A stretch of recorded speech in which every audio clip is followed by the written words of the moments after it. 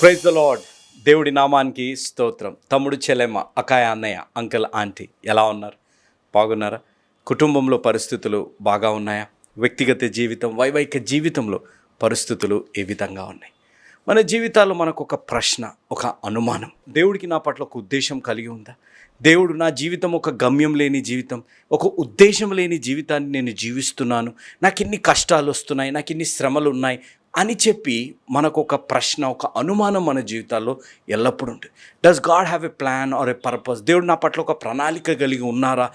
ఏంటిది ఈ జీవితం, నా జీవితం ఈ విధంగా ఉంది అని చెప్పి చాలామంది నిరాశ, నిస్పృహలో ఉంటారు. అతి ముఖ్యంగా మీరు గమనిస్తే ఉద్యోగాలు రాకపోయినా, వివాహం కాకపోయినా, సంతానం కలగకపోయినా, ఇంకా బాధాకరం ఏంటంటే వివాహం జరగాక కూడా భార్యాభర్తల సంబంధంలో భేదాభిప్రాయాలు వచ్చినప్పుడు కూడా నేను బ్రతికి ఏమి లాభం, నేను బ్రతకడానికి కారణం ఏదైనా ఉందా, లేకపోతే ఎందుకు నేను బ్రతికి అనే విధంగా ఆలోచించేవారు కూడా చాలామంది ఉన్నారు. కానీ ఒక్కటి గుర్తుపెట్టుకోవాల్సిన విషయం ఏంటిదనగా, మన జీవితాల్లో శ్రమలు వచ్చినా, మన జీవితాల్లో ఏదైనా ఆటంకాలు, ఇరుకులు, ఇబ్బందులు వచ్చినా దాని వెనుక గొప్ప ఆశీర్వాదం ఉంది అనేది మనం గ్రహించాలి. మనం ఏమి చేస్తుంటామంటే ఆ కష్టాన్ని, ఆ శ్రమని దాటివేస్తుంటాము, లేకపోతే ఆ కష్టం ఉంది, ఇది శ్రమలు ఉన్నాయని చెప్పి చింతిస్తుంటాము. కానీ అది ఎలా తొలగించుకోవాలి అని ఎన్నడూ కూడా మనం ఆలోచించాం. ఈరోజు మీరు గమనించండి, ఈ వాక్యం వింటున్నవారు, అక్కయ్య, అన్నయ్య, మీరు మాట్లాడుకుంటున్నారా? భార్య భర్తలు మీరు మాట్లాడుకోరు. చెల్లెమ్మ, తమ్ముడు, మీరు మాట్లాడుకుంటున్నారా? వివాహము జరిగింది, లేకపోతే తోబుట్టులుగా ఉన్నవారు, పిల్లలు తల్లిదండ్రులతోని మాట్లాడుతున్నా అలగడం. మనం ఏమి చేస్తున్నాము అంటే మన మధ్య వచ్చిన ఏదైనా భేదాభిప్రాయాల్ని, మన మధ్య వచ్చిన ఏదైనా మనస్పర్ధాన్ని అది తొలగించుకోవడానికంటే మన జీవితాల్లో కొనసాగింపబోతాం, సరిపోతుంది, ఎవడు తొలగిస్తాడు, ఎవడు భరిస్తాడు అనే ఆలోచన ఎక్కువగా అయిపోయింది. కానీ ఒక్కటి గ్రహించాలి, ఏదైనా మనస్పర్ధాలు, ఏవైనా భేదాభిప్రాయాలు ఉంటే అవి తొలగించుకోవడానికి, మళ్ళీ అవి మన జీవితంలో రాకుండా ఉండడానికి మనం ప్రయత్నించాలి. కానీ దాన్ని దాటివేయడం, దాన్ని, ఆ సమస్యని పట్టించుకోకుండా జీవించడం మన జీవితాల్లో చాలా నష్టం కలిగిస్తుంది. ఎప్పుడైతే ఆ సమస్యని తొలగించుకుంటామో, ఆ మనస్పర్ధాన్ని, భేదాభిప్రాయాన్ని మన జీవితాల నుంచి దూరం చేసుకుంటామో, గొప్ప ఆశీర్వాదం మన జీవితాల్లో దాగి ఉంది అనేది మనం గ్రహించాలి. అలాంటి ఆశీర్వాదాలు మీ జీవితాల్లో రావాలి అని మీ ప్రియతమ అన్న, తండ్రి సమానులు జోషన్న గారు స్థాపించిన యేసు అనుచరులు అనే ఈ కుటుంబం మీ కొరకు ప్రత్యేకంగా ప్రార్థిస్తున్నాం. మీ కుమారుణ్ణి, మీ తోబుట్టుని, మీ కుటుంబ సభ్యుడిని, మీ స్నేహితుడిని భక్త సింగ్ అని నేను ప్రతిరోజు మేమందరం కలిసి 4 పూటలు మీ కొరకు ప్రత్యేకంగా ప్రార్థిస్తున్నాం. దేవుడు మా తోడుండి మా ప్రార్థనని అనేక మార్లు ఆయన చిత్తానుకూలంగా ఆలకించి అనేక కార్యాలు చేస్తున్నందుకు క్రీస్తు నామమున ఆ తండ్రి అయిన దేవుడికి ఎంతో వందనాలు, కృతజ్ఞతలు నేను చెల్లించుకుంటున్నాను. అదేవిధంగా ప్రతి శనివారం మీ కొరకు మేము ప్రత్యేకంగా ఉపవాస ప్రార్థనలు మేము చేస్తున్నాం. ఇంత గొప్ప భాగ్యాన్ని దేవాతి దేవుడు మాకు కలిగిస్తున్నందుకు క్రీస్తు నామమున దేవుడికి ఎంతో వందనాలు చెల్లించుకుంటున్నాం. మీ జీవితాల్లో శ్రమలు తొలగిపోవునుగాక.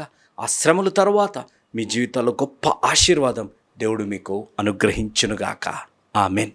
మనం వాక్యంలోకి వెళ్ళే ముందు ప్రార్థన చేసుకుందాం. వీలైన వారందరూ, అతి ముఖ్యంగా యవనస్తులు, నాతో పాటు ఈ ప్రార్థనలో మోకరించి ఏకీభవించాలి అనేది నా మనవి. మహోన్నతుడా, జీవంగలిగిన దేవా, జీవాధిపతి, మీ పరిశుద్ధ పాదాల దగ్గరకు వచ్చి మేము ప్రార్థిస్తున్నాం. వాక్యాన్ని బోధించబోతుండగా నాతో మాట్లాడండి, నా ద్వారా మాట్లాడండి ప్రభా. వాక్యాన్ని వినబోతున్న బిడ్డలను మీరు సిద్ధపరచండి తండ్రి. ఎక్కడ కూడా ప్రభా వారి కష్టాలు, వారి శ్రమలు, వారికి ఉన్న ఇరుకులు, ఇబ్బందులు ప్రభా ఈ వాక్యాన్ని విననీయకుండా చేయకుండా ప్రభా మీ ఆత్మ ద్వారా నడిపింపజేయమని మేము వేడుకుంటున్నాం. యేసు అనుచరులకు అనేక బిడ్డలు వారి ప్రార్థన అవసరతలు పంపించారు. వీటన్నిటిని మీ పాదాల దగ్గరికి తీసుకొని వస్తున్నాం తండ్రి. వీటిలో ప్రాముఖ్యంగా రాజు ఎమ్ గారు, ప్రణతి ప్రభా తన చదువుల కొరకై, అదేవిధంగా దెబోరా గారు, కెజియా జాన్ వారి చదువుల కొరకై, భారతి గారు, జయ్ కుమార్ గారు ఆరోగ్యం కొరకై, విజయ్ కుమారి గారు, దీపిక, ప్రణతి వారి గర్భఫలం కొరకై, ప్రతిభ వివాహం కొరకై, ప్రభావతి గారు తన చదువుల కొరకు, దానమ్మ గారు ఆరోగ్యం కొరకు, వకుల ప్రభా తనకున్న థైరాయిడ్ సమస్య నుంచి విడుదల, మంచి ఆరోగ్యం కొరకై, అనుష గారు ప్రభా 9th మంత్ ప్రెగ్నెన్సీ సుఖప్రసవం కొరకై, సుప్రీత్, తనుశ్రీ గారు సుకుందరాంటి కొరకే ప్రార్థిస్తున్నాం. వీరందరినీ కూడా మీరు జ్ఞాపకం చేసుకొని వారిని ముట్టి స్వస్థపరచండి తండ్రి. కరోనా నుంచి విడుదల దయచేయండి. ఈ వాక్యంలో పాల్గొంటున్న ప్రతి బిడ్డ వారి ప్రార్థన అవసరతలు మాకు ఇవ్వకపోయినా వారిని కూడా మేము పేరున మేము జ్ఞాపకం చేసుకుంటున్నాం. అదేవిధంగా ప్రేమ నమ్మకం కలిగిన మా ప్రియ పరలోకపు తండ్రి, జీవం కలిగిన మా దేవ, మీ పాదాల దగ్గరకు వచ్చి ప్రార్థిస్తున్నాం తండ్రి. ఈరోజు అనేక మంది జీవితాల్లో కష్టాలు, శ్రమలు, ఇరుకులు, ఇబ్బందులు ఉన్నాయి ప్రభా. నా జీవితం ఎందుకు పనికిరాని జీవితం అనే ఆలోచన కలిగిన వారు ఉన్నారు. కానీ ఈ రక్షణ సువార్త వారికి తెలియజేసేది, దేవుడికి అమూల్యమైన వారు, దేవుడికి శ్రేష్టమైన వారు, మా పట్ల దేవుడికి ఒక గొప్ప ప్రణాళిక, ఒక గొప్ప ఉద్దేశం కలిగి ఉందని వారికి తెలియజేయబడుతుంది. కాబట్టి ప్రభువా, ఈ సువార్త కోట్లాది ప్రజలు వరకు చేరేటట్టు ఇంత గొప్ప అవకాశాన్ని సద్వినియోగం చేసుకొని ఈ ప్రోగ్రామ్ని స్పాన్సర్ చేసిన ఈ కుటుంబాన్ని, ఈదులమూడి విజయ్ ప్రసాద్ గారు మరియు శాంతకుమారి గారు, వారు విజయవాడ కృష్ణా డిస్టిక్ వాస్తవ్యులు, వారి కుమారులు అనురాగ్, అభిజిత్, అభినవ్ కొరకే, వారి చదువుల కొరకే, ఆత్మీయ ఎదుగుదల కొరకే ప్రత్యేకంగా ప్రార్థించమన్నారు. ఈ ప్రోగ్రాంని శ్రీ ఏదులమూడి ఆదాం గారి జ్ఞాపకార్థంగా స్పాన్సర్ చేశారు. దేవుడు వీరి కుటుంబాన్ని దీవించి ఆశీర్వదించి ఆదరించునుగాక. వారు చేసిన సహాయాన్ని బట్టి కోట్లాది ప్రజలు ఈ వాక్యాన్ని విని రక్షణ పొంది కుటుంబాలు కట్టబడి, అతి ముఖ్యంగా ప్రభువా వారి జీవితాల్లో దేవుడు ఒక ప్రణాళిక, దేవుడు ఒక ఉద్దేశం నెరవేరబడుతుంది అని నమ్మకాన్ని, ఆత్మీయ జ్ఞానాన్ని దయచేసినందుకు దేవుడు విజయ్ ప్రసాద్ గారిని, శాంతకుమారి గారిని, మరి ముగ్గురు బిడ్డల్ని దేవుడు దీవించునుగాక. దేవుడు వారికి ఇస్తున్న వాగ్దానం, నీవు కన్నీళ్లు విడుచుట చూచి తిని నీ ప్రార్థన నేను అంగీకరించి ఉన్నాను, నేను నిన్ను బాగు చేసేదను. రాజుల 2వ గ్రంథం 20వ అధ్యాయం 5వ వచనం, I have heard thy prayer, I have seen thy tears, behold, I will heal thee. 2 Kings 20th chapter 5th verse. దేవుడు వీరి జీవితాలను బాగు చేయనుగాక. వీరి జీవితాల్లో కన్నీరుతో చేస్తున్న ప్రతి ప్రార్థనని దేవుడు ఆలకించి ఈ వాగ్దానం బిడ్డల జీవితాల్లో నెరవేర్చి వారిని దీవించి ఆశీర్వదించునుగాక. వాక్యాన్ని వినబోతున్న బిడ్డలతో, బోధించబోతున్న నాతో మాట్లాడి నడిపించి దీవించుమని యేసు నామమున అడిగి వేడుకుంటున్నాం తండ్రి, ఆమేన్. ప్రార్థనలో నాతో పాటు ఆమెన్ చెప్పిన ప్రతి బిడ్డని దేవుడు నిండుగా మెండుగా దీవించి ఆశీర్వదించునుగాక, ఆమేన్. మనం హీరోస్ ఆఫ్ ది బైబిల్ అనే సిరీస్లో యోబు గారి గురించి ధ్యానిస్తున్నాం. దానికి ముందుగా ఒక చిన్న ఉపమానాన్ని విందాం. ఒకానొక దేశంలో ఒక రాజు ఉన్నాడంట. ఆ రాజు పరిపాలన అత్యున్నతమైన రీతిలో ఉందంట. ఆ రాజ్యంలో ఉన్న ప్రజలంతా సంతోషంగా ఉన్నారంట. అయితే ఒక రోజు ఆ రాజు వారి ప్రజలు ఏ విధంగా తన గురించి అనుకుంటున్నారో తెలుసుకోవాలని వెళ్ళాడంట. అయితే ఆయన మార్గమధ్యంలో వెళ్తుండగా ఆ మార్గంలో ఒక పెద్ద రాయి ఉందంట. పెద్ద రాయి ఉంటే ఆయన చూస్తున్నాడంట, ఎవరైనా ఈ రాయిని తొలగిస్తానికి ప్రయత్నిస్తారా అని చెప్పి చూస్తూ ఉంటే ఎవ్వరు కూడా రాయిని తొలగించట్లేదంట. సరే, ఆయన రాజ్యానికి వెళ్ళిపోయి ఆయన అనుకున్నాడంట, ఎవరైతే ఆ రాయిని తొలగిస్తారో వారికి మంచి బహుమానం ఇవ్వాలి అని చెప్పి అనుకున్నాడంట. అనుకొని ఆయన చూస్తున్నాడు, రోజు కనుక్కుంటున్నాడంట ఆ మార్గంలో ఉన్న రాయిని ఎవరైనా తొలగించారా అని. అయితే ఆ దేశంలో ఉన్న ధనవంతులు, ఆ దేశంలో ఉన్న వ్యాపారవేత్తలు, ఆ దేశంలో పలుకుబడి ఉన్నవారు, ఆ దేశంలో రాజుకి సన్నిహితంగా ఉన్నవారు ఆ మార్గం నుంచి అయితే వెళ్తున్నారు, కానీ ఆ రాయిని మాత్రం తొలగించట్లేదండి. ఆ రాయి ఆ మార్గంలో ఎంతో ఆటంకం కలిగించిన, అక్కడున్న ప్రజలకి ఎంతో ఇబ్బంది కలిగించిన ఏ ఒక్క నాదుడు తీయట్లేదండి. పైగా ఎవరైతే రాజుకు సన్నిహితంగా ఉంటారో, ధనవంతులు, వ్యాపారవేత్తలు, పలుకుబడిన వారు రాజు గురించి, రాజు వెనుక చెడు మాట్లాడుతున్నారండి. ఈ మాటలన్నీ రాజుకు తెలిసాయంట. నాకు సన్నిహితులు, నా పట్ల సద్భక్తి కలిగిన వారు, చాలా లాయల్గా అనుకున్నాను, కానీ నా గురించే చెడు మాట్లాడుతున్నారా అని చెప్పి రాజు ఎంతో బాధపడ్డాడని. అయితే ఒకానొక రోజు ఆ మార్గంలో ఒక పళ్ళ వ్యాపారి వెళ్తున్నాడంట. ఆయన ఫ్రూట్స్, వెజిటేబుల్స్ అమ్మే వ్యాపారి ఎడ్ల బండి మీద వెళ్తుంటే అది చాలా ఆటంకం కలిగిస్తుందంట ఆ రాయి. సో ఆయన ఏం చేశాడంట, ఆ ఎడ్ల బండిలో ఉన్న పళ్ళని కానీ కూరగాయలు కానీ అన్నీ తీసివేసి ఏదో ఒక రీతిలో ఆ ఎడ్ల బండితోని ఆ రాయిని పక్కకి జరిపాడంట. పక్కకి జరిపితే ఆ రాయి కింద 1000 బంగారు నాణ్యాలు ఉన్నాయంట. ఆ 1000 బంగారు నాణ్యాలు చూసి ఆశ్చర్యపోయాడంట. ఆశ్చర్యపోయాక రాజుకి వార్త వెళ్ళిందంట, ఒక పళ్ళ వ్యాపారి, ఆయనకు ఆటంకం కలుగుతుంది, ఆయనకి ఇబ్బంది కలుగుతుంది, దానితో పాటు అక్కడ ఉన్న ప్రజలకు కూడా ఇబ్బంది కలుగుతుంది ఆ రాయి అని చెప్పి ఆ పళ్ళని, ఆ కూరగాయలన్నీ పక్కకి పెట్టి ఆ ఎడ్ల బండితో ఏదో ఒక రీతిలో బహు ప్రయాసపడి ఆ రాయిని తొలగించాడు అని చెప్పి రాజుకు వార్త తెలియగా రాజు రాజభవనానికి ఆహ్వానించి ఆయనకి ఇంకొక బహుమానాన్ని ఇచ్చాడంట. ఇచ్చినప్పుడు ఆ పళ్ళ వ్యాపారి, పేద పళ్ళ వ్యాపారి ఎంతో సంతోషించాడు. దీని ద్వారా మనం నేర్చుకోవాల్సి, మన జీవితాల్లో ఆటంకాలు ఉంటాయి, కష్టాలు వస్తాయి, సమస్యలు వస్తాయి, భేదాభిప్రాయాలు వస్తాయి. మనం దాటి వెళ్ళిపోతున్నాం, లేకపోతే పట్టించుకోకుండా ఉంటున్నాం, మన జీవితాన్ని మనం కొనసాగిస్తున్నాం. కానీ ఒక్కటి గమనించాలి, ఆ ఆటంకాన్ని, ఆ మనసుపర్ధాన్ని, ఆ భేదాభిప్రాయాన్ని మనం తొలగిస్తే గొప్ప బహుమానం, గొప్ప ఆశీర్వాదం మన జీవితాల్లో కలుగుతాయి అనేది మనం గ్రహించాలి. చాలామంది చేసే తప్పు, ఆ భేదాభిప్రాయాల, మనసుపర్ధాల ఆటంకాలు వచ్చాయంటే అలగడము, అహం పెట్టుకొని ఉండడం, గర్వంతో జీవించడం, నేనేంటిది మాట్లాడేది, నేనేంటిది ఈ సమస్యని తొలగించుకొని వాడే వచ్చి సారీ చెప్పాలి, వీళ్ళే వచ్చి సారీ చెప్పాలి అనే విధంగా ఉండడం, లేకపోతే పెద్ద పెద్ద డిస్కషన్లు పెట్టుకొని జీవించడము తప్ప సమస్య ఎక్కడుంది, ఆ సమస్యని ఏ విధంగా తొలగించుకోవాలనేది ఆలోచించరు. ఆ పళ్ళ వ్యాపారి, తనకి కష్టం కలుగుతుంది, అక్కడ ఉన్న వారికి కష్టం కలుగుతుంది. ఆ రాయిని తొలగించగా ఆయన జీవితంలో 1000 బంగారు నాణ్యాలతో పాటు రాజ భవనానికి ఆహ్వానం, రాజు ఒక గొప్ప బహుమానం కూడా అతనికి ఇచ్చారు. ఈరోజు తమ్ముడు, చెల్లెమ్మ, అక్కయ్య, అన్నయ్య, అంకల్, ఆంటీ, నా జీవితాల్లో మనం కూడా గ్రహించవలసి, మన కష్టము వెనుక గొప్ప బహుమానం దాగి ఉంది. మన జీవితాల్లో సమస్యలు వెనుక గొప్ప బహుమానము దాగి ఉంది. మన జీవితాల్లో దేవుడు ఎందుకు అనుమతిచ్చారు అని ప్రశ్నించేదానికంటే దేవుడు అనుమతిచ్చారు, దాని తర్వాత గొప్ప బహుమానం ఉంది. యోబు గారి జీవితంలో కూడా ఎంత భయంకరమైన సమస్య, ఎంత భయంకరమైన కష్టాలు, ఎంత హృదయం విరిగి నలిగిపోయే పరిస్థితులు ఉన్నా రెండింతలుగా దేవుడు ఆశీర్వదించినట్టు మీ ప్రతి సమస్యలో దేవుడు తోడై ఉండి అవి తొలగించుకునే ఆత్మీయ జ్ఞానంతో దేవుడు మిమ్మల్ని కూడా రెండింతలుగా ఆశీర్వదించునుగాక. ఆమేన్. మనం హీరోస్ ఆఫ్ ది బైబిల్ అనే సిరీస్లో యోబు గారి గురించి మనం ధ్యానిస్తున్నాం. ఈరోజు మనం ధ్యానించబోయేది యోబు గ్రంథం 39వ అధ్యాయాన్ని మనం గమనించాలి. దేవుడు యోబు గారికి సవాలు విసురుతున్నారు. ఈసారి ఈ 39వ అధ్యాయంలో మనం ప్రాముఖ్యంగా గమనిస్తే 38వ అధ్యాయంలో దేవుడు ప్రకృతి గురించి చెప్పారు. 39వ అధ్యాయంలో ప్రాముఖ్యంగా గమనిస్తే దేవుడు జంతువుల గురించి చెప్తున్నట్టు మనం గమనించగలుగుతాం. ఫలానా జంతువు ఏ విధంగా తన గర్భఫలము కలిగినప్పుడు ఆ జన్మించిన బిడ్డని ఏ విధంగా ఆ జంతువు చేస్తుందో, ఏ విధంగా జరుగుతుంది, లేకపోతే పక్షిరాజు ఏ విధంగా ఎగురుతాడు అనేది, లేకపోతే ఒక ఎద్దు ఏ విధంగా జీవిస్తుంది అనేది, అన్ని ప్రశ్నలు దేవుడు యోబు గారికి సంధించారు.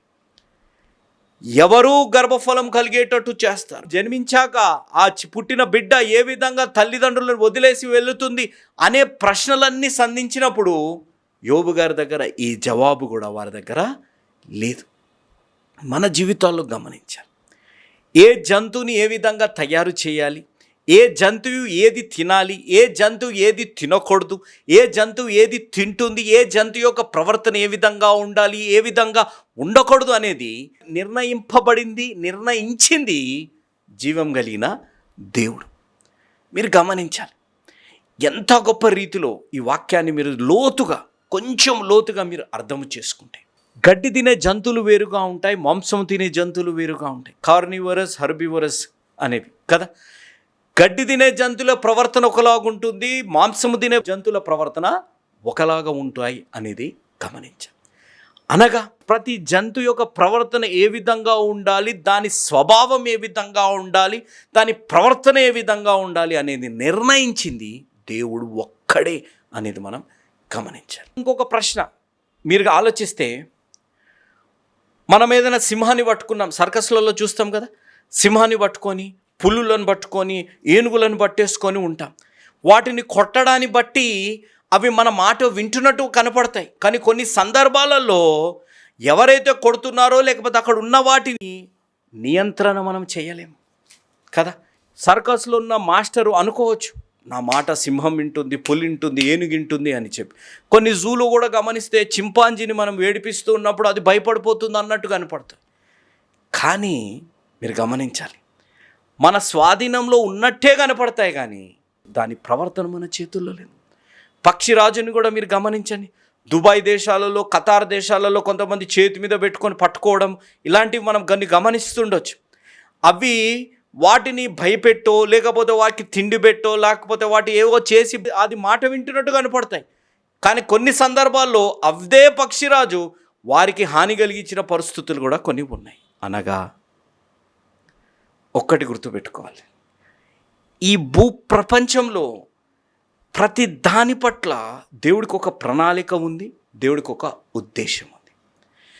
ప్రతి దాని విషయంలో మీరు గమనించాలి. ఇక్కడ మనం జంతువుల గురించి మాట్లాడుతుంటే for everything God has a plan and God has a purpose. ప్రతి దాని విషయంలో దేవుడికి ఒక ఉద్దేశము, ఒక ప్రణాళిక కలిగి ఉన్నారు అనేది గమనించాలి.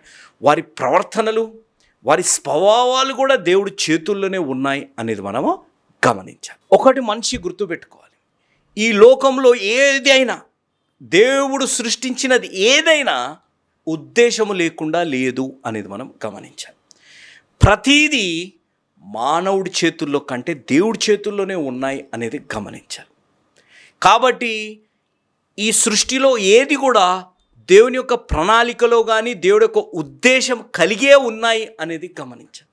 తమ్ముడు చెల్లెమ్మ, మీరు కూడా గమనించవలసింది, దేవుడికి మన పట్ల ఒక ఉద్దేశము, ఒక ప్రణాళిక కలిగి ఉన్నారు. మనం ఈరోజు వరకు మనం సజీవులుగా ఉన్నాము అని అంటే God has a great plan and a great purpose. దేవుడు జంతువుల పట్లే అంత మాట అంటున్నారు అని అంటే ఆయన స్వరూపంలో తయారు చేయబడ్డ మనము, ఆయన శ్వాసను పీల్చుకుంటున్న మన పట్ల దేవుడికి ఎంత గొప్ప ఉద్దేశం కలిగి ఉన్నారు, ఎంత గొప్ప ప్రణాళిక కలిగి ఉన్నారు అనేది మనం గమనించాలి. క్రూర మృగాలు చేయవలసిన పని క్రూర మృగాలు చేయాలి. ఎక్కడైతే సాత్వికంతో ఉన్న జంతువులు సాత్వికమైన పనులు అవి చేయాలి కదా. ఇప్పుడు సింహము పాలు మనం తాగలేం, మనం ఆవు పాలే మనము తాగగలేం. అంటే దేవుడికి ప్రతి దాని పట్ల ఒక ప్రణాళిక కలిగి ఉంది, ప్రతి దాని పట్ల ఒక నియంత్రణ కలిగి ఉన్నారు. He has power. ప్రతి దానిపై దేవుడికే శక్తి కలిగి ఉన్నారు అనేది మనం గమనించాలి. ఒక ఉదాహరణ నేను చెప్పాలి అని అంటే, దానియేలు గారిని సింహాల బోనులో వేశారు. సింహాల బోనులో వేశారు. బైబిల్ జ్ఞానుల ప్రకారం మనం గమనిస్తే ఆ సింహాల బోనులో వేసినప్పుడు ఆ క్రూర మృగాలు ఏమి చేస్తాయంటే అది నేలకి అనుకోనే లోపే గాలిలోనే వాటిని చీల్చేస్తాయి అనే విధంగా అంత భయంకరమైన సింహాలు. కానీ దానియేలు సింహాల బోనులో సింహాలు నోరు మూసుకున్నాయి. దేవుడి నామానికి స్తోత్రం. దానియేలు గారు బట్టి జరిగిందా, దేవుడు బట్టి జరిగిందా ఆలోచించాలి. దానియేలు గారి విశ్వాస ప్రార్థన దేవుడు సింహాల నోర్లు ముంచేటట్టు చేశాయి అనేది మనం గమనించాలి. బిలాము ప్రవక్త మీరు గమనించండి, గాడిద మాట్లాడి ప్రవక్తతోని గాడిద మాట్లాడే పరిస్థితి అంటే ఏ విధంగా జరుగుతుంది అనేది ఆలోచించాలి. కాబట్టి మానవుడిగా ఆయన స్వారూప్యంలో మనం చేయబడ్డప్పుడు ఆయన స్వారూప్యం తగ్గట్టు జీవిస్తున్నామా, లేకపోతే క్రూర మృగాలుగా మనం బ్రతుకుతున్నామా ఆలోచించండి. పైకి మనం సాత్వికమైన వారిగానే కనబడుతున్నాం, పైకి మనం ప్రార్థన చేసే వారంగానే కనబడుతున్నాం, పైకి మన జీవితాల్లో పేరు ప్రఖ్యాతలు కనపడ్డ వారంగానే బ్రతుకుతున్నాము. కానీ మన జీవితంలో మీరు గమనించాలి, అంతరంగా ఎరిగిన దేవుడు క్రూర మృగాలుగా మనం బ్రతుకుతున్నామేమో ఆలోచించండి. ఏ జంతువు ఏది పని చేయాలో ఆ జంతువు ఆ పని చేస్తుంది. దేవుడు దేని కొరకు తయారు చేశారు, ఏ విధంగా జీవించాలనేది దేవుడు నిర్ణయించినప్పుడు దాని తగ్గట్టు దేవుడి యొక్క ఉద్దేశము, దేవుడి యొక్క ప్రణాళిక తగ్గట్టే జంతువులు జీవిస్తున్నాయి. కానీ మనుషులు, ఆయనకి మహిమ తేవడానికి జీవించవలసిన మనుషులు ఏ విధంగా మనం జీవిస్తున్నాం? ఎప్పుడైనా సింహము గడ్డి తింటాం చూసామా? ఎప్పుడైనా ఆవు మాంసం తింటాం మనం చూసామా? ఆలోచించండి. ఈ రోజుల్లో కొన్ని వీడియోలు కనపడుతుంటాయి, అప్పుడప్పుడు ఏదో ఇది తింటుంది అది తింటుంది, కానీ ఆలోచించి దాని స్వభావం. సింహం చేయవలసిన పని సింహము, ఆవు చేయవలసిన పని ఆవు, మనిషి చేయవలసిన పని మనిషి చేస్తున్నాడు. నీ పట్ల నా పట్ల దేవుడికి గొప్ప ఉద్దేశం, గొప్ప ప్రణాళిక కలిగి ఉంది అనేది మనం గ్రహించగలుగుతున్నామా? బైబిల్ ఒక చిన్న ఉదాహరణ చెప్పాలి అని అంటే, దేవుడి యొక్క చిత్తములో సౌలు రాజు కావాలి, సౌలు రాజ్యము నిరంతరం ఉండాలి. గాడిదలను వెతుకుతున్న సౌలు జీవితంలో దేవుడు కిరీటాన్ని ఇచ్చాడు. కానీ దేవుడు ఒక గొప్ప ఉద్దేశము, ఒక గొప్ప ప్రణాళిక సౌలు పట్ల దేవుడు కలిగి ఉన్నాడు. కానీ సౌలు యొక్క అవిధేయతలో శాశ్వతంగా ఉండవలసిన రాజరికము అది తొలగింపబడింది. ఎంత బాధాకరమైన మాట రాయబడ్డది అంటే, ద లార్డ్ రిజెక్టెడ్ సౌల్. దేవుడు సౌలుని తిరస్కరించారు అనే మాట రాయబడ్డది. ఈరోజు తమ్ముడు, చెల్లెమ, అక్కయ్య, అన్నయ్య, అంకుల్, ఆంటీ, అమ్మ, చేతులు జోడించి విజ్ఞాపన చేస్తున్నాను. ఒక్కసారి ఆలోచించండి. దేవుడికి మన పట్ల గొప్ప ప్రణాళిక, గొప్ప ఉద్దేశం కలిగి ఉన్నారు. సౌలు పట్ల కూడా కలిగి ఉన్నారు. ఈ లోకంలో సమస్తము ఆయన చేతుల్లో ఉన్నది, ఆయన నియంత్రణలో ఉంది. ఎందుకు ఈ జీవితాన్ని మనం వృధా చేస్తున్నాం? ఎందుకు ఈ జీవితాన్ని మనం వేస్ట్ చేసుకుంటున్నాం? దేనిలో సమయం గడుపుతున్నాం? దేని వెనుక పరుగెత్తుతున్నాం? వేటిని హృదయంలో పెట్టుకొని దేవుడి నుంచి దూరమయ్యే విధంగా మనం జీవిస్తున్నాం. ఆలోచించండి. నీ సమయమంతా వ్యసనాలు, లోకరితమైన జీవితంలో గడిపేస్తున్నావేమో. నీ సమయమంతా నువ్వు అనవసరమైన వాటి వెనుక పరుగెత్తుతున్నావేమో. నీ సమయమంతా కోపము, ద్వేషము, అసూయ పగలు పెట్టుకొని నువ్వు జీవిస్తున్నావేమో. నీ సమయమంతా నీ అహాన్ని సంతృప్తిపరచుకోవడానికి, నువ్వు గర్వాన్ని సంతృప్తిపరచుకోవడానికి వృధా చేస్తున్నావే. కానీ దేవుడు నీ పట్ల ఒక గొప్ప ప్రణాళిక, ఒక గొప్ప ఉద్దేశం కలిగి ఉన్నారు. గాడిదలను వెతుకుతున్న సౌలుకి కిరీటాన్ని ఇచ్చిన దేవుడు, కిరీటం తొలగిపోయబడింది. ఎందుకు? ఆయన అవిధేయుడుగా జీవించాడు. దేవుడి చిత్తములో రాజరికం ఉంచిన రాజరికం కోల్పోయాడు. దేవుడి చిత్తంలో నీ పట్ల కూడా గొప్ప కార్యాలు ఉన్నాయి. నీ పట్ల కూడా గొప్ప ఆశీర్వాదం ఉంది. కానీ నీ జీవితంలో దేవుడు వాక్యం పట్ల విధేయత కలిగి ఉన్నామా అనేది ఒక్కసారి ఆలోచించాలి. కష్టాలు వస్తాయి, శ్రమలు వస్తాయి, ఇరుకులు, ఇబ్బందులు వస్తాయి, అననుకూలత మన జీవితాల్లో కలుగుతాయి. కానీ మనం ఏమి చేస్తున్నాం? కష్టాలు, శ్రమలు, ఇరుక్కులు, ఇబ్బందులు వాటిపైయే కేంద్రితమవుతున్నాము. కానీ వాటిని తొలగించుకోవాలి. దేవుడు వాక్యానికి విధేయులుగా జీవిస్తే గొప్ప ఆశీర్వాదం మన జీవితాల్లో కలుగుతుంది అనేది ఎప్పుడైనా గ్రహించామా? దావీదు గారిని మీరు ఆలోచించండి. గొలియాతుని ఎదిరించడానికి భయపడిపోయారు. కానీ బాలుడైన దావీదు గారు ఒక్క రాయితో గొలియాతుని హతమార్చగా ఆయన జీవితంలో గొప్ప ఆశీర్వాదం. 1000 కొలది సౌలైతే 10,000 కొలది దావీదు. గొర్రెల కాపరిని దేవుడు రాజుగా చేసిన దేవుడు ఈరోజు నిన్ను కూడా, నువ్వు ఏ దీన స్థితిలో ఉన్నా, ఏ బాధ, ఏ దుఃఖంలో నువ్వు జీవిస్తున్నా, దేవుడు అవన్నీ తొలగించి నిన్ను హెచ్చించునుగాక. నీ జీవితంలో ఉన్న ప్రతి దుఃఖాన్ని దేవుడు తొలగించునుగాక. దేవుడు నీ జీవితంలో ఉన్న హృదయ వాంఛల్ని దేవుడు నెరవేర్చునుగాక. నీ జీవితంలో ఉన్న ప్రతి కోరికని దేవుడు నెరవేర్చుతారు. నీ పట్ల దేవుడు గొప్ప ఉద్దేశము, ప్రణాళిక కలిగి ఉన్నాడు. నువ్వు ఒంటరి వాడివి, ఒంటరి దానివి కాదు. నువ్వు చనిపోవాలని ఆలోచన ఉంటే తొలగించుకో. ఈరోజు God has a great plan and a great purpose towards you అనేది మనము గ్రహించాలి. మనం కానీ యోబు గ్రంథం 40వ అధ్యాయాన్ని మనం గమనించాలి. 40వ అధ్యాయాన్ని మనం ఇక్కడ ప్రాముఖ్యంగా గమనిస్తే దేవుడు యోబు గారిని అడుగుతున్నారు. మొదటి 5 వచనాలలో మీరు గమనిస్తే, ఇప్పుడు మాట్లాడు యోబు నువ్వు అని చెప్పానంటే, యోబు గారు నోటు తెరవను నేను అని చెప్పి నోటు మీద వేలేసేసుకొని లేకపోతే చెయ్యి పెట్టుకున్నట్టు ఈ వచనాలలో ఉన్నట్టు మనం గమనించగలం. ఎందుకు యోబు గారు మాట్లాడలేదు? మీరు గమనిస్తే ఈ 38వ అధ్యాయం వరకు దేవుడు యోబు గారికి స్పందించలేదు. యోబు గారు అనేక మార్లు ఫిర్యాదు చేశారు. అయ్యా, నా జీవితంలో ఉన్న బాధని మీరు చూస్తున్నారా? అయ్యా, నా జీవితంలో ఉన్న కష్టాన్ని మీరు గ్రహిస్తున్నారా? అయ్యా, నాకున్న పరిస్థితిని మీరు చూస్తున్నారా అని చెప్పి ఆయన ఎన్నో మార్లు మొర్రపెట్టినట్టు మనము గమనించగలుగుతాం. ఇప్పుడు దేవుడు స్వతహాగా ప్రత్యక్షమై యోబు గారితో నేరుగా మాట్లాడి, యోబు ఇప్పుడు నువ్వు మాట్లాడు అని అంటుంటే, యోబు గారు నేను నోరు తెరవను అని అంటున్నారు. అంటే మీరు ఆలోచించాలి. మన జీవితాల్లో చాలా మార్లు శ్రమలు వచ్చాయి, కష్టాలు వచ్చాయి అనగానే దేవుడిపై వేలెత్తి చూపెట్టి దేవుడినే ప్రశ్నిస్తుంటాం. కానీ దేవుడి గురించి మనం తెలుసుకోవాల్సింది ఒక విషయం ఏంటిదనగా, మనం అనుకున్నట్టు, మనం కోరుకున్నట్టు పరిస్థితులు మారాలంటే మనకి ఏది శ్రేష్టమో దాని తగ్గట్టు దేవుడు పరిస్థితులు మారుస్తారు. దేవుడి నామానికి స్తోత్రం. The situations won't change according to our desires. మీరు గమనించాలి. The situations won't change according to our desires. The situations will change according to God's desire and the best thing God will give us.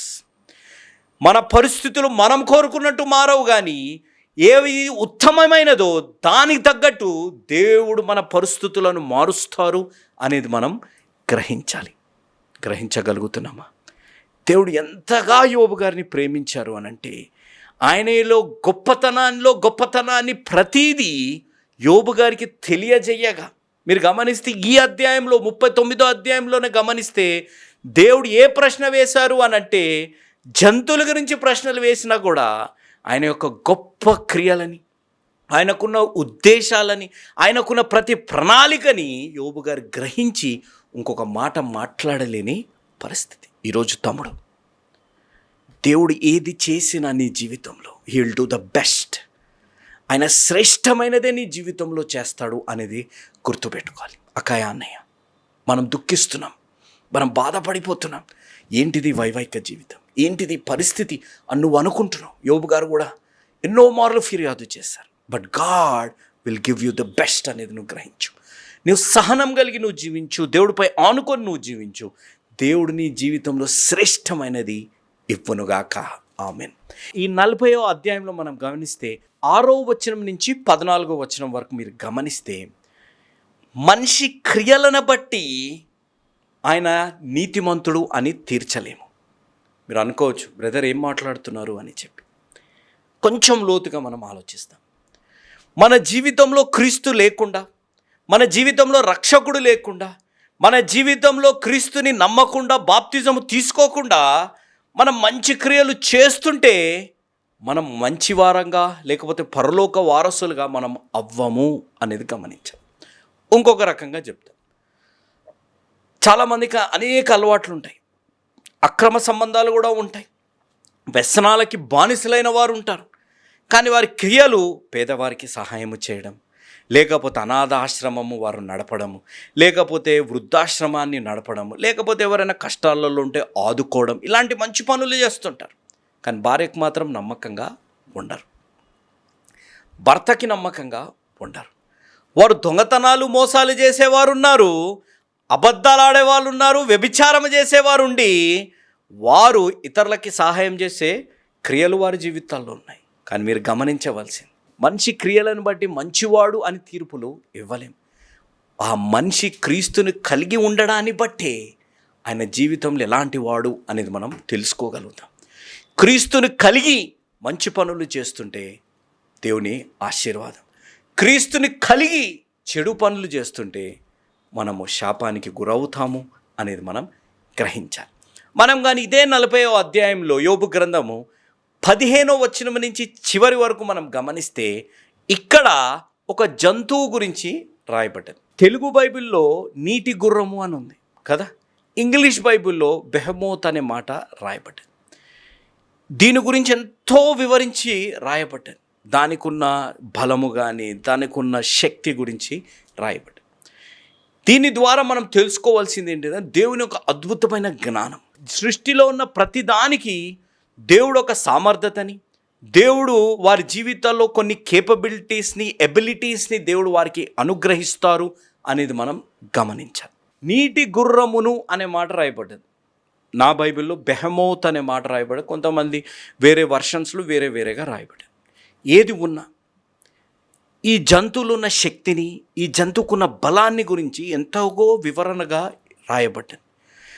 ఒక జంతువులోనే దేవుడు ఇంతగా interest తీసుకొని దాన్ని ఇంత గొప్ప రీతిలో దేవుడు సృష్టించినప్పుడు నిన్ను నన్ను ఇంకెంత గొప్పగా సృష్టించారు అనేది ఆలోచించాలి. ప్రతి సృష్టిలో ఉన్న ప్రతి దానికి దేవుడు ఒక గొప్ప ఆశీర్వాదాన్ని ఇచ్చారు, గొప్ప కేపబిలిటీస్ని, సామర్థ్యతని దేవుడు వారికి ఇచ్చారు. దేవుడి యొక్క జ్ఞానము ఒక జంతువు ద్వారానే తెలియజేయబడుతుంది అనంటే, దేవుడి యొక్క గొప్ప జ్ఞానం మనిషి ద్వారా ఇంకెంత గొప్ప రీతిలో తెలియజేయబడాలి అనేది ఆలోచించాలి. కష్టము శ్రమ రాగానే నేను వేస్ట్, నేను ఇంకా పనికిరాను, వివాహం ఆలస్యం అవ్వగానే ఇంకా నేను పనికిరాను, సంతానం లేకపోతే నేను గొడ్రాలిని, ఇంకా నేను దేనికి పనికొస్తాను, ఈ విధమైన ఆలోచనలు కదా. భార్యాభర్తల కొట్లాటలు ఏదైనా జరిగాయి అనుకోండి, ఫస్ట్ థాట్ విడిపోవాలి లేకపోతే చనిపోవాలి.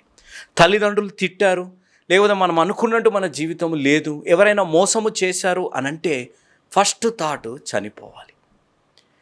నువ్వు నేను ఆత్మహత్య చేసుకొని చనిపోవడానికి, లేకపోతే నువ్వు నేను బలహీనులుగా జీవించడానికి దేవుడు మనల్ని సృష్టించలేదు. మనలో ఒక సామర్థ్యత ఉంది. తమ్ముడు, నువ్వు గ్రహించాలి చెల్లెమ్మ, నీలో ఒక గొప్ప క్వాలిటీ దేవుడు ఉంచారు, నీలో ఒక గొప్ప సామర్థ్యతని దేవుడు ఉంచారు.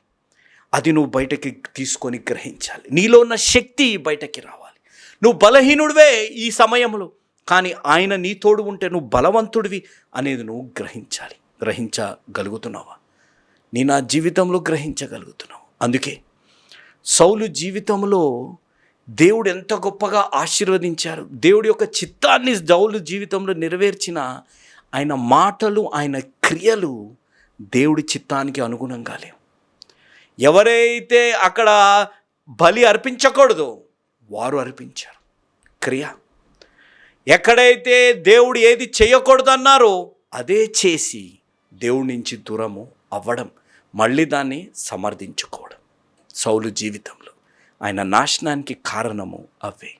ఈరోజు నీ జీవితంలో కూడా నీ మాటలు, నేను వేస్ట్, నేను బలహీనుడి, నో. మా దగ్గర పనిచేసే అబ్బాయికి జ్వరం వచ్చింది. నేను, అతను, ఇంకా మా దగ్గర ఉన్న ఇంకో సేవకుడు మేము కలిసి మీటింగ్కి వెళ్తున్నాం. మీటింగ్కి వెళ్తుంటే దగ్గుతూ ఉన్నాడు కారులో. దగ్గుతుంటే నేను అడిగాను, ఏమైంది ప్రవీణ్ అని అంటే, సార్ జ్వరం వచ్చింది సార్. ఏంటి ప్రవీణ్, ప్రతి నెల జ్వరం వచ్చిందని అంటావు, మాకు రాదు జ్వరాలు, మీకు ఇంత జ్వరాలు వస్తాయి ఏంటి అని అన్నాను అంతే. నెక్స్ట్ డే 102 జ్వరం నాకు. అయితే మా అన్నయ్య గారు అన్నారు, మాటలలో శక్తి ఉంటుందిరా, జాగ్రత్త. దీని గురించి నేనే బోధించాను కదా, నేనే బోధ చేశాను అనేక మార్లు. కానీ జాగ్రత్త, మన మాటలు ఎప్పుడు కూడా మనము నెగిటివ్ మాట్లాడుకొని మనల్ని మనం కించపరచుకునే విధంగా మాట్లాడడము అనేది మంచిది కాదు. ఈ లోకంలో కష్టమైనది ఏంటిదో తెలుసా? మనల్ని మనం సంతోష పెట్టుకోవడమే. మనం అందరినీ సంతోష పెట్టడానికి ప్రయత్నిస్తుంటాం ఈ రోజుల్లో. మనల్ని మనం సంతోష పెట్టుకోవాలి, సంతోషంగా మనం జీవించాలంటే క్రీస్తులో ఉంటే అది సాధ్యమవుతుంది అనేది మనం గ్రహించాలి. ఈరోజు ఈ వాక్యాన్ని వింటున్న వారు, తమ్ముడు, చెల్లెమ్మ, అక్కయ్య, అన్నయ్య, అంకుల్, ఆంటీ, నీ నా జీవితాల్లో మనం గ్రహించవలసింది, దేవుడికి నీ పట్ల, నా పట్ల ఒక గొప్ప ప్రణాళిక, ఒక గొప్ప ఉద్దేశము కలిగి ఉన్నారు అనేది మనం గ్రహించాలి. ఈ లోకంలో ప్రతీదీ దేవుడి నియంత్రణలో ఉంది. ఈ 39వ అధ్యాయంలో మనం గమనిస్తే జంతువులు దేవుడు మాట వింటున్నాయి. నీవు నేను దేవుని స్వరూపంలో తయారు చేయబడ్డ వారం దేవుడు మాట వింటున్నామా? క్రూర మృగాలు చేయవలసినవి క్రూర మృగాలు చేస్తున్నాయి. సాత్వికం కలిగిన జంతువులు సాత్వికమైన పనులు చేస్తున్నాయి. పులి, సింహం వచ్చి గడ్డి తినవు, ఎద్దులు, ఆవులు వచ్చి మాంసము తినదు. ఏ పని ఎవరు ఏమి చేయాలో అది చేస్తున్నాయి. కానీ మనిషి, దేవుడికి సాక్షిగా జీవించవలసిన మనిషి క్రూర మృగాలుగా బ్రతుకుతున్నారు. ఈరోజు ఎవరైనా ఉన్నారా? ఒక క్రూరమైన మనస్తత్వం కలిగి, ఇతరులకు హాని చేసే మనస్తత్వం, ఇతరులను బాధ పెట్టే మనస్తత్వం, సొంత భార్యని కొట్టే మనస్తత్వం, సొంత వారిని మోసం చేసే మనస్తత్వం, సొంత వారిని కించపరిచే విధంగా మాట్లాడే మనస్తత్వం ఉంటే దేవుడు ఈరోజు మీ జీవితాన్ని మార్చాలని ఆశ కలిగి ఉన్నారు. మీరు ప్రేమించేవారు ఎవరైనా ఆ విధంగా ఉంటే మీ ప్రార్థన అవసరత మాకు తెలియజేయండి, వారి కొరకు ప్రార్థిస్తాం. దేవుడు వారి హృదయాలని మార్చునుగాక. ఈరోజు దేవుడికి నీ పట్ల ఒక గొప్ప చిత్తము, గొప్ప ఉద్దేశం కలిగి ఉన్నారు. నువ్వు గ్రహించగలుగుతున్నావు. ఆ ఉద్దేశము నీ జీవితంలో దేవుడు నెరవేర్చాలని ఆశ కలిగి ఉన్నారు. సౌలు అనే వ్యక్తి జీవితంలో దేవుడు యొక్క ఉద్దేశం నెరవేరబడింది, రాజుగా ఎంచుకోబడ్డాడు. కానీ ఆ రాజరికం నిరంతరము లేదు. ఎందుకనగా ఆయన మాటలు, ఆయన క్రియలు దేవుడికి వ్యతిరేకంగా, దేవుడికి అవిధేయుడుగా జీవించాడు. కాబట్టి దేవుడి చిత్తము ఆయన జీవితంలో నెరవేరలేదు. ఈరోజు దేవుడి యొక్క చిత్తం నీ జీవితంలో ఆయనకి మహిమార్థంగా ఉండాలని, దేవుడి యొక్క చిత్తం నీ జీవితంలో శాంతి, సమాధానం, ఆనందం ఉండాలని, నీ జీవితంలో ఉన్న శ్రమల వైపు కాకుండా శ్రమలను తొలగించుకుంటే గొప్ప ఆశీర్వాదం నీ జీవితంలో కలుగుతుందని దేవుడి యొక్క చిత్తం. కన్ను గ్రహించగలుగుతున్నావా? ఆ కష్టాలు, శ్రమల వైపే చూస్తున్నావు. అక్కడున్న ప్రజలంతా రాయి వైపే చూశారు. ఎప్పుడైతే అక్కడున్న ఒక వ్యక్తి ధైర్యం చేసి రాయిని తొలగించాడో 1000 బంగారు నాణ్యాలు బహుమానంగా కలిగాయి. దేవుడు ఆ విధంగా నీ జీవితంలో ఉన్న శ్రమలని, భేదాభిప్రాయాలు, మనసుపరదాలను తొలగించుకోవాలని ప్రయాసపడగా దేవుడు నిన్ను కూడా ఆ విధంగా ఆశీర్వదించునుగాక. ఒక్కటి గుర్తుపెట్టుకోవాలి, ప్రతి శ్రమ వెనుక గొప్ప ఆశీర్వాదం దాగి ఉంది అనేది గ్రహించాలి. యోబు గారి జీవితంలో అన్ని శ్రమలు ఉన్నాయి, దేవుడు రెండింతలుగా ఆశీర్వదించారు. ఆ శ్రమల తరువాత దేవుడు నిన్ను కూడా ఆశీర్వదించాలని ఆశ కలిగి ఉన్నారు. నువ్వు ఒక్కటి గుర్తుపెట్టుకో, శ్రమలలో మనం ఫిర్యాదులు చేస్తున్నాం, శ్రమలలో మనం బాధపడిపోతున్నాం, శ్రమలలో దేవుడిపై వేలెత్తి చూపెడుతున్నాం. కానీ దేవుని యొక్క గొప్ప సృష్టి, ఈ సృష్టిలో ప్రతి దానికి దేవుడు గొప్ప సామర్థ్యతనిచ్చారు, గొప్ప క్వాలిటీస్, గొప్ప కేపబిలిటీస్ దేవుడు అనుగ్రహించారు అనేది మనం గ్రహించాలి. కాబట్టి నేను దాన ధర్మాలు చేస్తున్నాను, నేను పేదవారికి సహాయము చేస్తున్నాను, కానీ నా భార్యకి, నా భర్తకి నేను నమ్మకంగా ఉండను అంటే కుదరదు. నీ క్రియలు, నీ మంచి పనులు పరలోకానికి నిన్ను తీసుకొని వెళ్ళవు, నిన్ను మంచివాడిగా తీర్చిదిద్దావు. నీ జీవితంలో రక్షకుడు ఉంటేనే, ఆ విశ్వాస క్రియలు నువ్వు చేస్తేనే నువ్వు ఆశీర్వదింపబడతావు అనేది నువ్వు గ్రహించాలి. నువ్వు అపనమ్మకంగా, మోసగాడిగా, దొంగతనాలు, లంచాలు తీసుకొని పేదవారికి సహాయం చేస్తున్నాను, పలానా దగ్గర ఇది కట్టిస్తున్నాను, పలానా దగ్గర అది చేస్తున్నాను అని అంటే కుదరదు. కాబట్టి ఈరోజు నువ్వు గ్రహించవలసింది, నీ క్రియలు ఆయనకి మహిమార్థంగా ఉండాలి, నీ క్రియలు దేవుడికి మహిమ తెచ్చే విధంగా ఉండాలి, అనేకులకు ఆశీర్వాదకరంగా ఉండాలంటే ఈరోజు నీ జీవితంలో క్రీస్తు కలిగి ఉండాలి. ఇదే అనుకూల సమయం, ఇదే రక్షణ దినం. ఉన్న పాటున, ఉన్న చోటున మన పాపాల్ని మనం ఒప్పుకోగలిగితే, దేవుణ్ణి సొంత రక్షకునిగా మనం అంగీకరించగలిగితే, తమ్ముడు, చెల్లెమ్మ, అక్కయ్య, అన్నయ్య, అంకుల్, ఆంటీ, దేవుడు అతిగా ప్రేమించి, దేవుడు స్వకీయ సంపాద్యంగా భావించేది నిన్ను.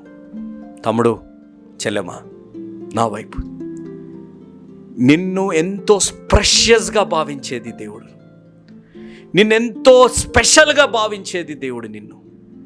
నువ్వు వేస్ట్ కాదు, నువ్వు పనికిరాని వాడివి, పనికిరాని దానివి కాదు. You are not a useless fellow or useless girl, you are very precious to God. దేవుడికి శ్రేష్టమైన వారు మీరు అనేది మీరు గ్రహించండి. అక్కయ్య, నీ భర్త ఎంతో అంటుండొచ్చు, పిల్లలు లేరని, మీ అత్తగారు, మామగారు నిన్ను ఎంతో అంటుండొచ్చు, అనయ్య నీకు ఉద్యోగం లేదని సొంత భార్య నిన్ను తిడుతుండొచ్చు, లేకపోతే ఫలానా నీ సొంత తల్లిదండ్రులే అంటు. కానీ దేవుడికి నువ్వు కావాలి, దేవుడికి నువ్వు కావాలి. దేవుడి దృష్టిలో నువ్వు శ్రేష్టమైన వారి. మీరు అడగవచ్చు, బ్రదర్ నేనే ఎందుకు కావాలి, దేవుడికి ఎందుకు యోనానే కావాలి? యోనా అవిధేయుడుగా ఉంటే యోనా బదులు ఇంకొకరితోని దేవుడు చెయ్యొచ్చు కదా. దేవుడు ఎందుకు అక్కడున్న ప్రజలు హోసన్నా హోసన్నా అని అంటుంటే, అక్కడున్న వారు ఏంటిది వీరు హోసన్నా అంటుంటే, దేవుడు అన్నారు వీళ్ళు కాకపోతే రాళ్ళు నన్ను స్తుతిస్తాయని అన్నారు. కానీ దేవుడికి ఎందుకు యోనానే కావాలి? యోనాని కోరుకున్న దేవుడు నిన్ను కూడా కోరుకుంటున్నాడు. దేవుడికి నువ్వు కావాలి, నువ్వు దేవుడి దృష్టిలో శ్రేష్టమైన. దేవుడు నీలో ఒక సామర్థ్యతనిచ్చారా, బయటకి తేండి. నువ్వు బలహీనుడివి, నువ్వు ఫెయిల్యూర్వి కాదు. With Jesus you are successful.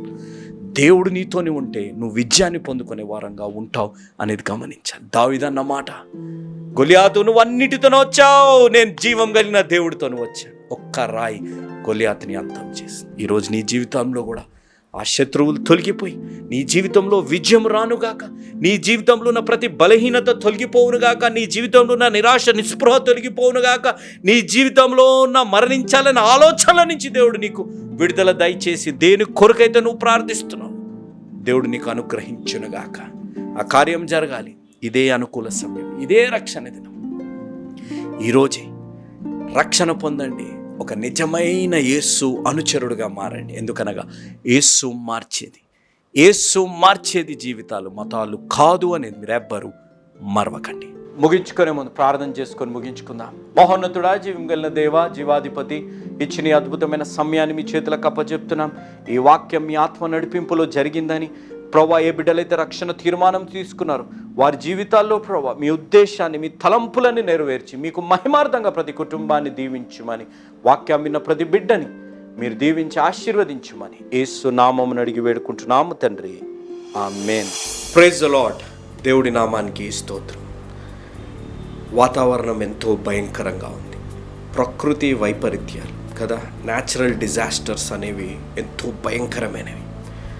Andhra ప్రాంతంలో, ప్రాముఖ్యంగా లంక ప్రాంతాలలో మాకున్న సేవకులు, అతి ముఖ్యంగా ఆంధ్ర తెలంగాణకి స్టేట్ కోఆర్డినేటర్గా మా జేమ్స్ గారి ఆధ్వర్యంలో మేము అప్పన్న రాముని లంక, కొల్లాబత్తుల నెహెమ్యా గారి చర్చ్, సకినేటిపల్లి, వెస్ట్ గోదావరిలో ఆ లంక ప్రాంతాలలో ఉన్నవారు ఎంతో కష్టంలో ఉన్నప్పుడు మేము దేవుడి ద్వారా ప్రేరేపింపబడి జేమ్స్ అన్న గారితో మేము సంప్రదించగా, అన్న మనం ఎవరొకరిని ఆదుకోవాలి, ఇలాంటి సమయంలో మన మిషనరీ పరిచర్య అయినా పర్వాలేదు, మనము పేదవారిని ఈ విధముగా ప్రకృతి వైపరీత్యాల్లో బాధపడుతున్న వారిని ఆదుకోవాలి అని అన్నప్పుడు, సరే నాన్న నేను ఒక ప్లేస్ని ఐడెంటిఫై చేస్తాను, పలానా ప్రాంతం ఎక్కడైతే బాగా బాధల్లో ఉన్నారు అనేది ఐడెంటిఫై చేయడం జరిగింది. అన్నగారు జేమ్స్ అన్నగారు మా కాకినాడలో ఉంటారు, మా స్టేట్ కోఆర్డినేటర్గా. అన్నగారి ఆధ్వర్యంలో మా శక్తిగా కొలది ఒక 50 కుటుంబాలకి మేము 9 ఐటమ్స్ అనగా బియ్యము, నూనె, ఉప్పు, కారం, ఇంకా ఉల్లిపాయలు కానీ, టమాటాలు కానీ, ఆలుగడ్డలు కానీ ఇలాంటివి కొన్ని వారికి ఇవ్వడము జరిగింది. కాబట్టి దేవుడి ప్రేరేపణలో ఇలాంటివి మేము చేయగలిగాం. వాటి దృశ్యాలు మీరు చూస్తూనే ఉన్నారు. ఈ విధంగా యేసు అనుచరుల పరిచర్య, మీ ప్రియతమ అన్న జోషన్న గారు స్థాపించిన ఈ పరిచర్య కుమారులుగా నేను, జాన్ స్పర్జన్ గారు మేము కలిసి కొనసాగిస్తున్నాం. మాతో పాటు యేసు అనుచరులతో పనిచేస్తున్న ప్రతి ఒక్క బిడ్డ ఉండి వారు కూడా మాతో పాటు కొనసాగిస్తున్నారు.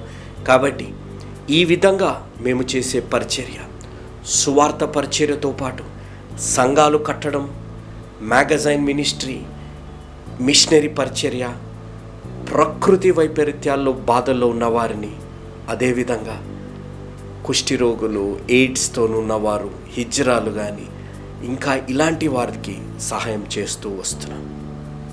మీరు కానీ యేసు అనుచరుల పరిచర్య కరెక్ట్, ఈ పరిచర్యను మనం బలపరచాలి అనే ఆలోచన కానీ ప్రేరేపణ కానీ కలుగుతుంది. మా కొరకు మీరు ప్రార్థించండి, వీలైతే ప్రోత్సహించండి.